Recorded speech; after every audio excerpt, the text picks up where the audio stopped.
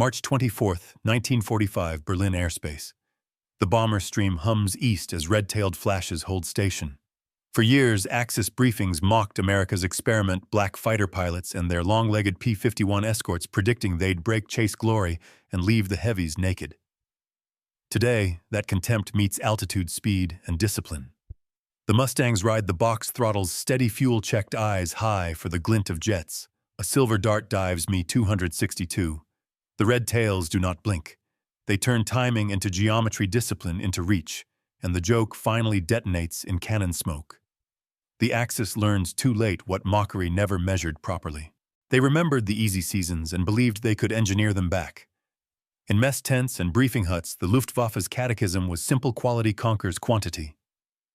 Hand-built precision, purest aerodynamics, ruthless pilot schooling. These were articles of faith. Messerschmitt's Bf-109 and Focke-Wulf's FTW-190 had once ripped daylight formations apart. Now the jet age arrived in aluminum, the Me-262 promising speed as doctrine. Factories might starve, fuel might thin, but craftsmanship would still rule the climb. On chalkboards, staff officers sketched elegant solutions: climb, slash, scatter, repeat. Aces, the expertin, would write history again, converting passes into tallies.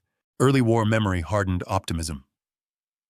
1939 through 1941 felt like proof wars, quick collapses, skies seized.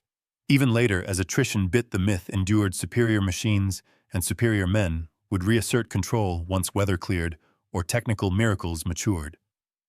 Segregated American units were dismissed as political theater. Long-range escort as a fad that would dissolve under pressure. The creed left no space for logistics or for systems fighting, no patience for dull excellence. So they laughed at mass production and at tail paint, even as runways cratered and gasoline dwindled. Faith in purity, not procedure, defined the Axis status quo and its trap truly. They laughed because the airplane and the men who flew it looked like clerks of the sky. 6 Browning 50s machine guns, not cannon, promised volume over drama, long steady tracking fire instead of a single aristocratic hammer blow. The Packard-Merlin under the cowl was licensed magic, standardized until even its sorcery felt industrial. Drop tanks hung like tin canteens, advertising range rather than rage. To pilots raised on the creed of the lone hunter, nothing about this looked glorious. It looked procedural. It looked safe. It looked boring. They mocked discipline most of all. Do not leave the box. Do not chase. Do not trade the shield for a scoreboard. In bars and briefing huts, that code became an easy slur: if they won't duel, they can't. Painted tails seemed like a parade flourish, bright colors to make average men recognizable. The Luftwaffe preferred virtues: artisanal ace instinct, cannon shock, the clean geometry of a single slash through a formation. Procedure felt bureaucratic, bureaucracy felt unmanly. The 50 caliber, they said, was a truck killer, not a fighter killer. Mess table physics insisted a Bf-109 or FW-190, diving at speed, could shrug off American bullets that didn't explode. Why count on 6 garden hoses of lead when one 20mm shell could end an argument? Why harmonize guns for steadiness when proper fighters close to knife range fire a heartbeat of cannon and are gone? They mistook refusal to knife fight for inability, never grasping that steadiness kept for seconds rather than flashes becomes a weapon of its own. Range itself drew ridicule. Real hunters, the catechism went, shed weight and climbed. They didn't drag gasoline into a duel. The sight of drop tanks suggested timidity: stay long, stay safe, stay boring.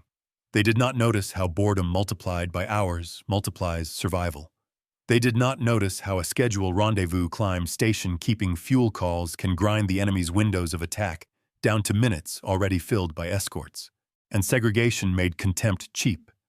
A segregated American group fit an enemy eager for easy narratives, a political experiment, not a war solution. Rumor outran reconnaissance. These men are drilled because they lack instinct, marked in red, because they cannot stand on merit. They did not see Ramatelli's morning's checklists, spoken like liturgy practice turns, flown until the horizon itself seemed to obey. They did not understand that humility, staying on task when a flash of silver tempts you off, demands a rarer courage than chasing applause. Memory misled the mockers. Early war seasons rewarded the virtuoso short-leg interceptors slashing green bomber streams, cannon-doing theater in a single pass. By 1944-45, the sky had changed shape. Fuel famine, pilot rotation, radar nets, and production tempo shifted the contest from duel to duty cycle. A culture tuned to celebrate the exceptional individual kept looking for the old stage and kept finding instead a factory floor where hours mattered more than solos. They mocked a time clock brought to a duel. The time clock was winning. In laughing, they confessed what they valued and failed to measure what the war now demanded.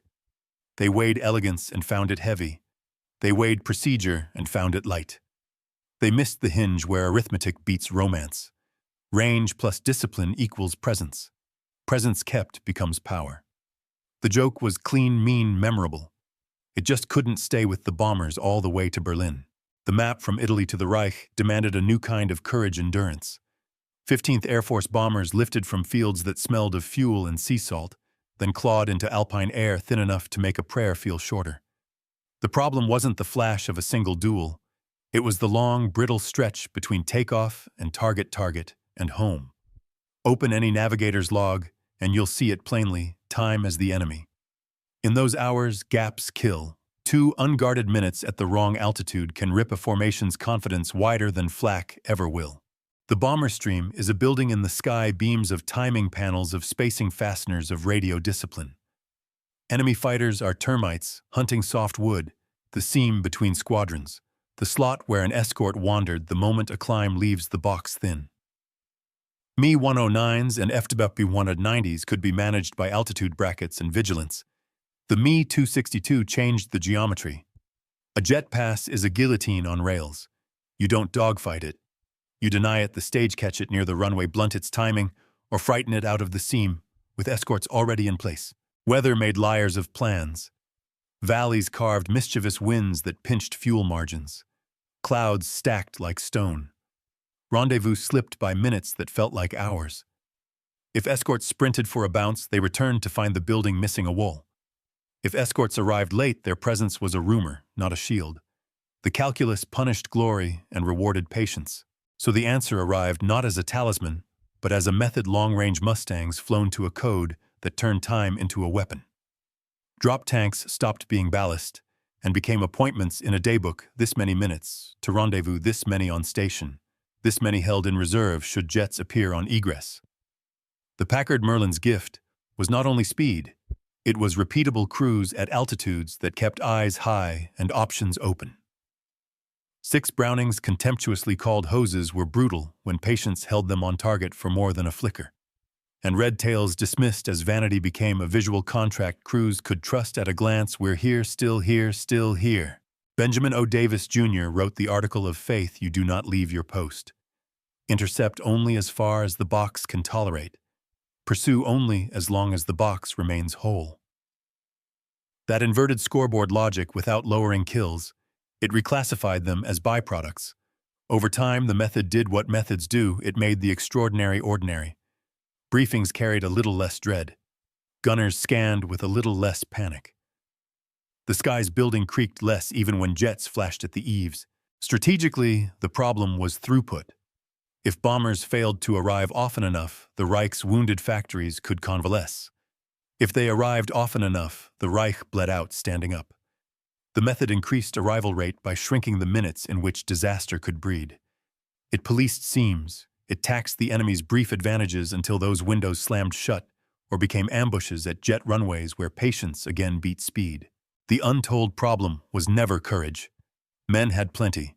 It was continuity holding a protective presence across hours in hostile air. This solved for continuity. It taught a fighter group to treat time as terrain fuel, as grammar discipline, as firepower. On the worst days when flak blossomed like black flowers and radios clipped into fear, it gave crews something extravagant. Belief confirmed again and again that from climb to coast, the red tails would still be there. That belief isn't sentiment. It is a weapon measured in factories destroyed, calendars kept, and a war that one flight at a time ran out of breath. The idea didn't arrive with a trumpet. It took shape on drafting tables that smelled of graphite and oil, and in engine bays where mechanics wiped their hands on rags dark as midnight. Inglewood, North American Aviation's floor humming with rivet guns.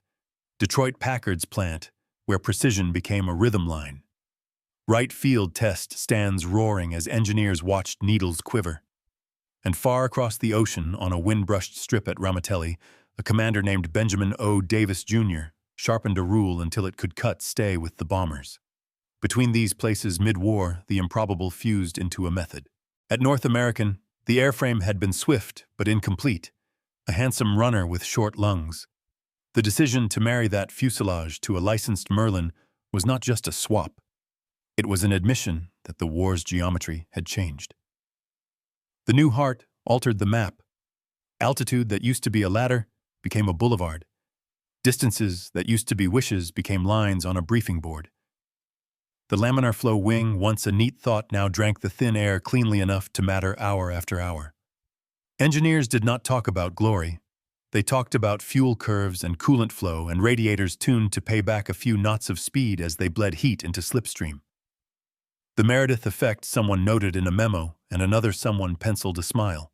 In Detroit, Packard's obsession looked unromantic: gauges, fixtures, torque wrenches, but it minted a miracle that could be repeated.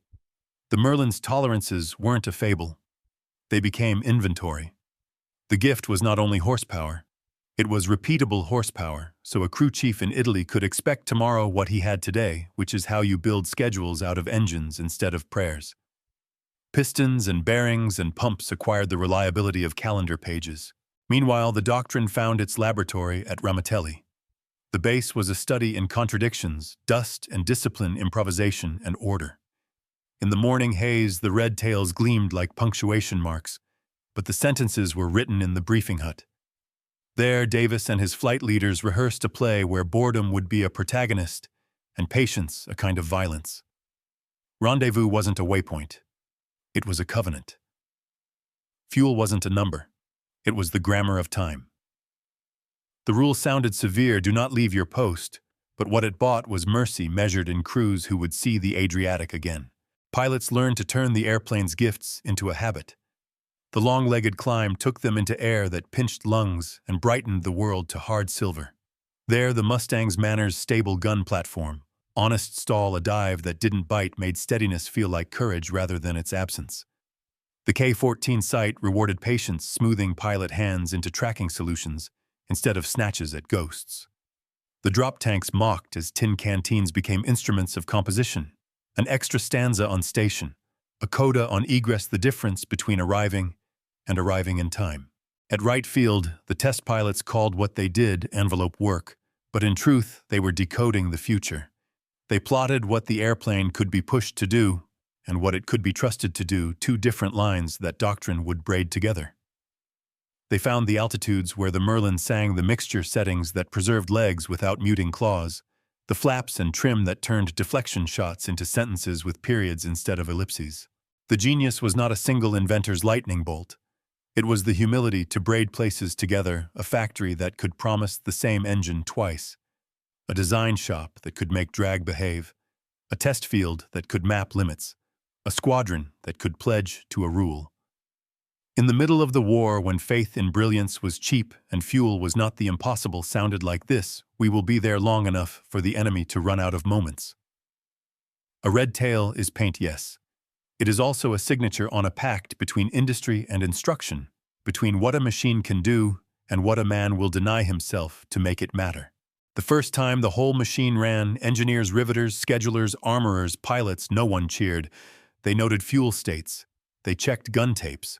They looked at the bomber crew's faces on the line and saw that those faces had not aged 10 years in 5 hours. In that quiet, the idea proved itself, not by spectacle, by continuity. Start with the air. The airplane lives in high, thin, cruel. The Merlin breathes that air like a singer who knows the hall. Two-stage, two-speed supercharging keeps the manifold pressure honest, where other engines faded into apology. That matters because altitude is a currency. Buy enough of it, and you own the opening of every fight. The radiator scoop beneath the fuselage isn't a bellywort. It's a carefully tuned exchanger that turns drag into almost thrust, paying back part of the bill for cooling with clean speed down the line.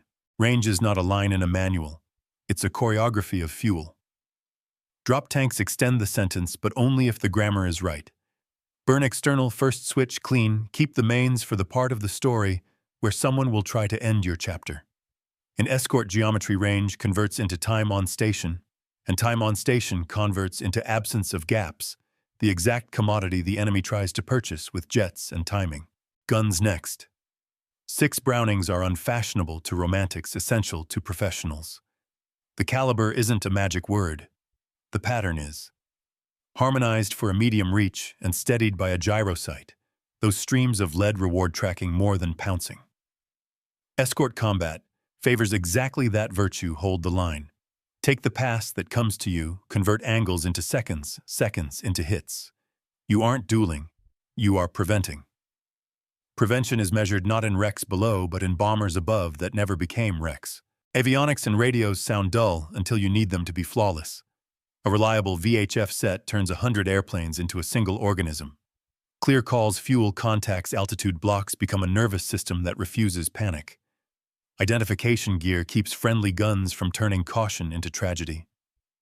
Oxygen systems that don't wheeze at altitude keep judgment sharp when the world goes dark at the edges. None of this is heroic. All of it is decisive.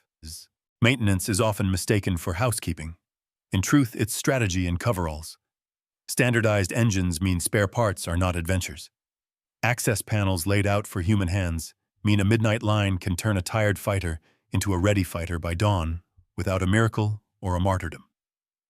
If the sortie rate is the heartbeat of air war maintainers, set the pulse. The secret sauce is that they can set it predictably. Now fuse machine to method. The escort box is not arbitrary. It's a moving fort with floors of altitude and walls of vigilance. Top cover watches for the glitter of a dive. Side elements watch the seams. Weaving pairs float like shepherd dogs along the bomber stream's flanks. The Mustang's dive honesty lets a top element pounce and still return to post before the formation feels alone. Against jets, the rule changes only slightly. You time the runway, not the horizon. You aim to catch the predator where it must be slow throttle lag, in the pattern fuel hunger near base, and the airplane's acceleration and climb are the hinge that makes that trap feasible. Strategically, superiority hides in plain arithmetic. A machine that flies farther at altitude while remaining an obedient gun platform multiplies the minutes in which the enemy cannot act. A unit that treats procedure as a weapon collapses the foe's timing advantage. Put them together and you get a curve the opposition cannot climb. Bomber arrival rates tick upward. Factory damage compounds. Pilot training pipelines downstream begin to cough instead of sing. The romance of a single perfect pass cannot compete with the cruelty of calendars kept. So the secret is not a secret at all. It is the compatibility between a design optimized for height reach and steadiness, and a doctrine optimized for denial, patience, and presence. Every overlooked advantage: radiator, payback, clean wing, predictable engine, sane maintenance, sane radios adds a minute. Every minute erases an enemy's opportunity. Add enough minutes and even jets become interruptions instead of authors. Add enough and the sky itself acquires a habit. When the bombers go, the red tails are already there. 24th July 1944. Ploiești Corridor, Romania. Dawn burned off the ground haze in sheets, and the bombers lifted one by one, their propeller arcs chopping the light into 1,000 nervous prayers. From Ramatelli, the red tails launched in disciplined flights, Mustangs slanting up through the Adriatic glare, until Italy fell away and the Alps carved the horizon into iron teeth. Briefings had called it simple rendezvous climb, shepherd the stream all the way to the oil. Yet nothing about that sky felt simple. It felt conditional, as if the day itself were waiting to see whether patience could be turned into force. At altitude, the air went thin and bright, a cruelty the Merlin loved. Fuel calls ticked off like rosary beads. The escort screen built itself top cover as roof beams, side elements as walls, weaving pairs along the flanks like shepherd dogs. Radios breathed in clipped syllables, angels, and angles until the formation settled into that steady, heart-like thrum bomber crews recognized as hope. The first contrails on the far rim were faint, then doubled, then dove Messerschmitts, testing the seams the way a thief tests a window. The answer wasn't theater. It was geometry. The top element rolled not to duel, but to deny, and the attackers found themselves timing out of opportunity before they had even felt bold. The first real rush came past the Danube. FW-190s knifed down the sun line, every cannon a theorem about what should happen to aluminum under stress. It didn't. The escorts slid, not chasing, but crossing lead angles built with unflinching patience until the Brownings wrote the last word in a steady, unromantic script. One German fell in a wobbling spiral, another broke away with a wingtip, bitten ragged, and the rest discovered that a formation whose escorts refuse to be tempted is a building with no doors. Closer to the target, the sky thickened, flak gardens blooming in black flowers, bombers lumbering into their bomb runs, a swarm of defenders trying to make the moment wobble. The red tails tightened like a belt.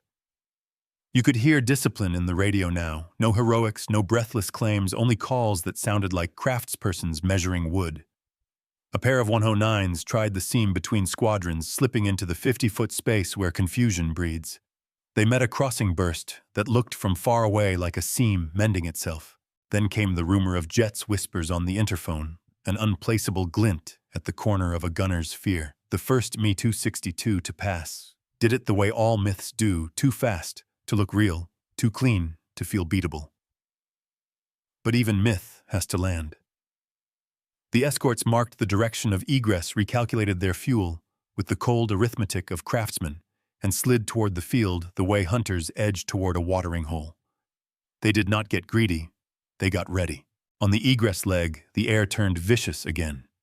Heat haze, fuel margins tightening, a bomber drifting with a wounded engine. The temptation to peel off and finish a limping foe was the devil's softest voice. The red tails didn't listen. A weaving pair eased back to nurse the stray home while the top cover watched the high sunline for one last vanity pass. When it came late, frantic, a tired 190, trying to write its name in history, the Mustangs answered in one long sentence of lead, no exclamation point required.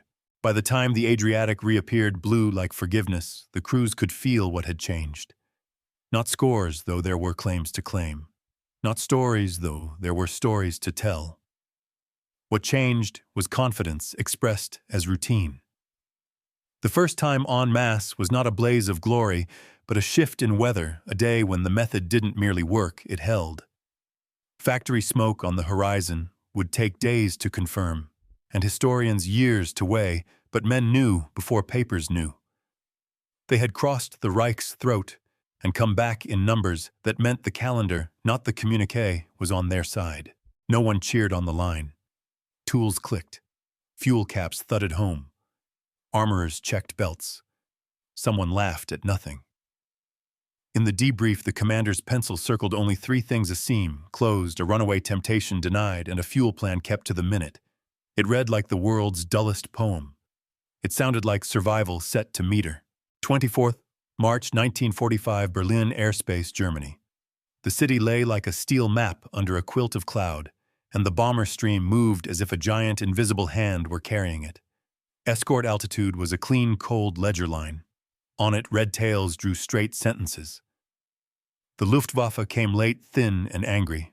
The first Me-262 appeared where fear wants it most, dead ahead, sun at its back, a silver punctuation mark on a story the Reich still believed it could revise. The pass was indecently fast, cannon ripping a seam in the air itself. Jet wash wrinkling the contrails, and for a heartbeat, the old arrogance found oxygen. Then the reality settled. The bombers were not alone after the pass. The escorts had not chased into futility. The formation's roof was still a roof. Another 262 angled in for a second carve and discovered the ambush baked into arithmetic. A top element had cheated toward the field minutes earlier, not recklessly, but by the book. The jet bled speed, thinking itself a god, until the pattern required it to be mortal. In that mortal moment, the Mustang's climb and turn became a sprung trap. The kill wasn't pretty. It was inevitable. Below in operations huts and flak towers, men watched shapes and felt a cold inventory take them. We have fewer passes than their patience, fewer jets than their minutes, fewer veterans than their procedures. The red tails were no longer an outfit to be mocked in rumor. They were a metronome that could not be rushed. A 190 tried a vertical slash and was met by fire laid not in panic but in practice.